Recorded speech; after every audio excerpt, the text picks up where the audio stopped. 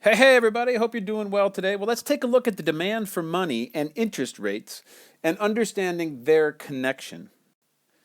So, first of all, you got to realize that the interest rate is the price of money. And this has two very significant impacts on two different groups of people. The first group of people are the people who might want to save their money. And so that would be like me, and I have a job, and I work at international school here in Santiago, Chile, and I have a choice. I either take the money home and I keep it in a box, right, in my bedroom, or I take that money and I put it in a box in the bank, a deposit, a checking account box in the bank, and I keep it there.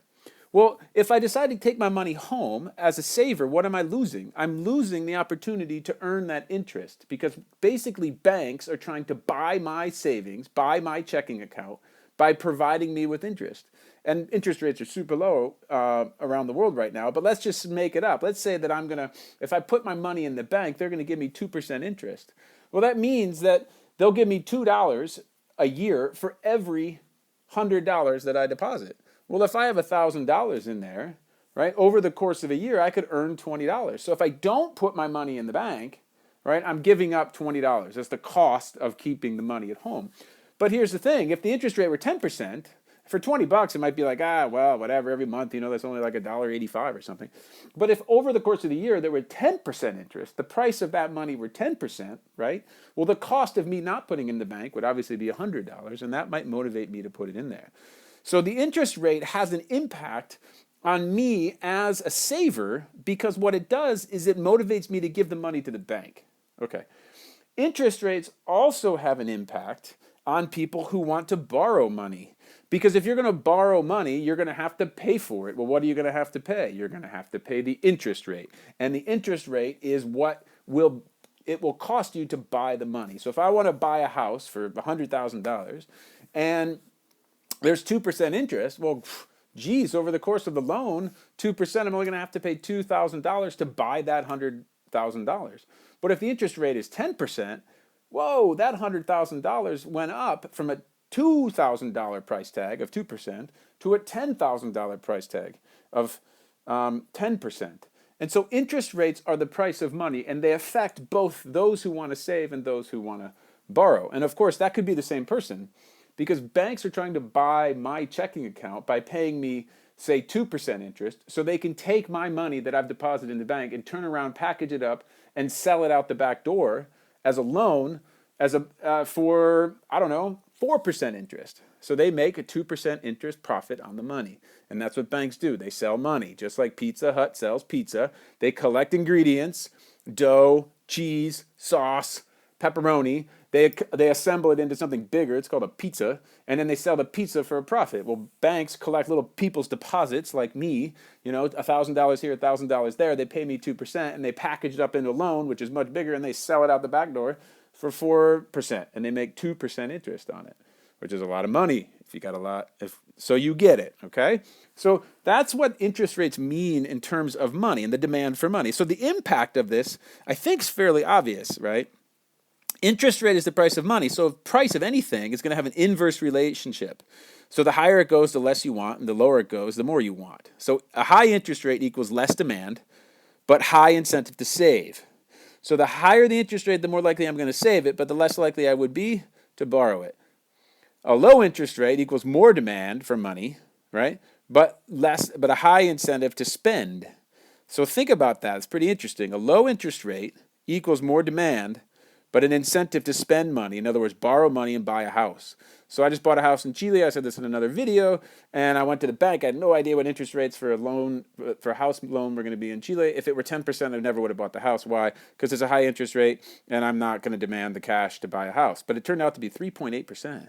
Dude, that's low. All right. So what did I do? I demanded money, interest. I demanded the $100,000 it was, and that made me spend it. So I have an incentive to spend money.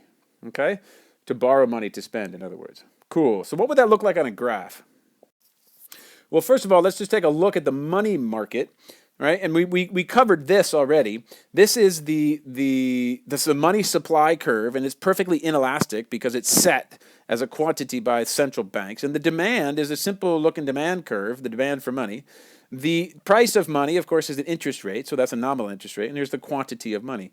So what happens if there's a change in demand? Well, a change in the interest rate will therefore cause a movement along the demand curve. So that's obvious. If the interest rate goes from, say, 5% here to 10%, what's going to happen? Well, you're going to move along the demand curve, right? If it goes to 4% or 2%, right, you're going to move along the demand curve down here. Okay, so that's pretty straightforward.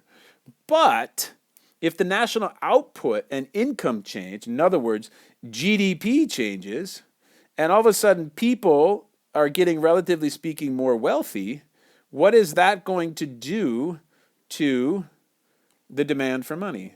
Well, in that case, the entire curve would shift outward. And in this case, right, you would have something like this. Right? The demand curve would go out to DM1, right? Like that. Or if GDP were to decrease, demand for money is going to go down because people have less money, and the demand curve would move inward. Okay? Or if you clean that up, it looks like that. Okay? Pretty straightforward. So an increase in demand for money will happen if the nation's GDP rises, and therefore more money is demanded since households are earning higher incomes and wish to consume more. So that's the scenario where it goes out here, right? And an increase in demand for money, ceteris paribus, makes it more scarce, and the banks will therefore, hey, oh wow, look, it drove up the price of money because there's more of it's demanded. Of course, that makes sense. And so, result, interest rates have risen, not because the central bank did anything, but rather because GDP went out and that increased demand for money, and that drove up interest rates to here, to IR2. Okay, but of course the opposite. If there's a decrease in demand for money, if a nation were to go into a recession, then of course less money will be in circulation, will be demanded, since there'll be more unemployment and fewer workers to pay and less demand for goods and services.